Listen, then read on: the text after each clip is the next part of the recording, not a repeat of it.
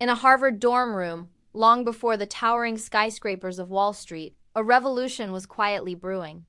The year was 1987, and a 19-year-old sophomore named Ken Griffin, armed with a fax machine, a personal computer, and an unshakable belief in data, was about to lay the groundwork for a financial empire.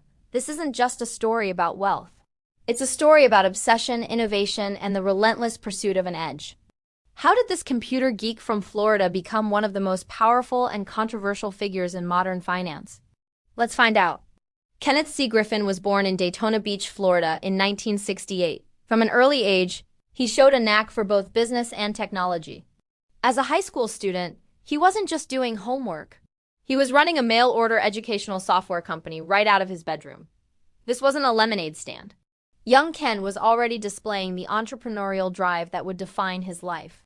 He was fascinated by how things worked, not just in computers, but in markets. His journey truly began when he arrived at Harvard University. While most students were grappling with their course loads, Griffin was captivated by the financial markets. He read a Forbes magazine article that piqued his interest in convertible bonds.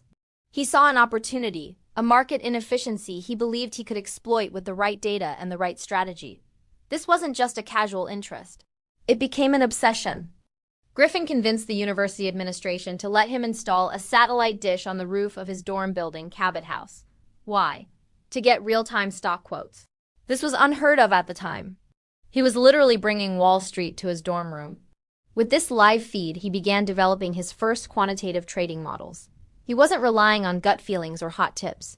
He was using mathematical algorithms to find undervalued assets. His first fund, started with $265,000 from family and friends, including his grandmother, was born right there, amidst textbooks and late-night study sessions. His timing was impeccable, or perhaps incredibly lucky. His first major test came on Black Monday, October 19, 1987, one of the worst stock market crashes in history. While seasoned veterans were losing their fortunes, the 19-year-old Griffin, with his data-driven approach, didn't just survive. He profited. He had placed bets that the market would fall, a strategy known as shorting. This early success was a powerful validation of his methods and gave him the confidence and credibility he needed. After graduating from Harvard in 1989 with a degree in economics, Griffin didn't follow the typical path of joining a big investment bank. He had a taste of running his own show and he wanted more. He moved to Chicago, a city with a rich history in trading and with the backing of Frank Meyer, a pioneer in the hedge fund industry who was impressed by the young man's track record. Griffin launched his own firm in 1990. He called it Citadel. He was just 22 years old. The early days of Citadel were intense. Griffin was known for his demanding leadership style and his relentless work ethic. He and his small team of brilliant mathematicians and computer scientists worked around the clock, refining their algorithms and expanding their strategies. They were pioneers in what we now call high-frequency trading. They weren't just making a few smart trades a day. They were using powerful computers to execute thousands of trades in fractions of a second, capitalizing on tiny price discrepancies that were invisible to the human eye. Citadel grew at a phenomenal pace.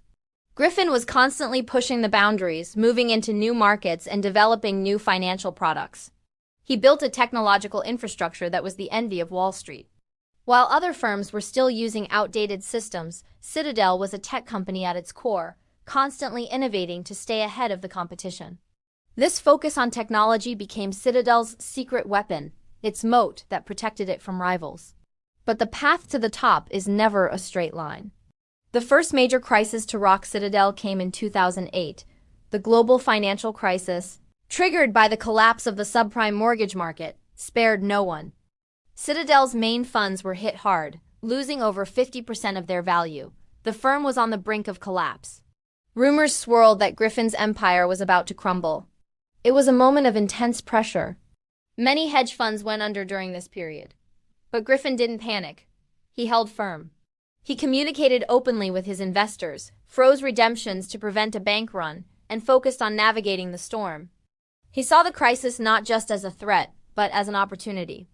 While others were selling in a panic, Citadel was selectively buying undervalued assets. It was a high-stakes gamble, but it paid off. By 2012, Citadel had not only recovered all its losses but had soared to new heights, cementing Griffin's reputation as a brilliant crisis manager. The 2008 crisis transformed Citadel. It became more diversified, more robust, and more dominant than ever. Today, the Citadel empire is twofold. There's Citadel, the hedge fund, which manages tens of billions of dollars for its clients and is known for its incredible returns. And then there's Citadel Securities, a separate entity that is one of the largest market makers in the world. What does a market maker do? Essentially, they provide the plumbing for the financial system. When you buy or sell a stock through a retail brokerage app, there's a good chance Citadel Securities is on the other side of that trade, providing the liquidity to make the transaction happen instantly. They handle a staggering volume of trades, over 25% of all U.S. stock trades, and an even higher percentage of retail trades. This has made Citadel Securities an indispensable part of the modern market. This immense influence has also brought scrutiny. In 2021, Griffin found himself at the center of the GameStop saga. When retail traders from platforms like Reddit's Wall Street Bets drove up the price of GameStop stock, it caused massive losses for hedge funds that were shorting it. When the trading app Robinhood controversially restricted the buying of GameStop shares, many accused Citadel, which is one of Robinhood's biggest customers, of pulling the strings. Griffin was called to testify before Congress. He vehemently denied any role in Robinhood's decision, explaining that Citadel Securities simply executes the orders it receives. The controversy highlighted the complex and often opaque structure of modern financial markets, and placed Griffin, a figure who had long preferred to operate behind the scenes, directly in the public spotlight.